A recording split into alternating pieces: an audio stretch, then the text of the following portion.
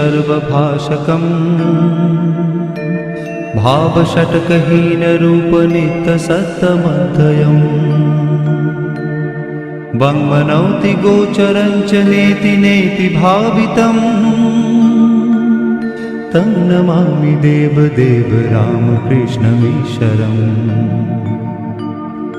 आदितेयविहरं शूरारिदैत्यनाशकम् साधुशिष्टकामदं महिषुभारहारकम्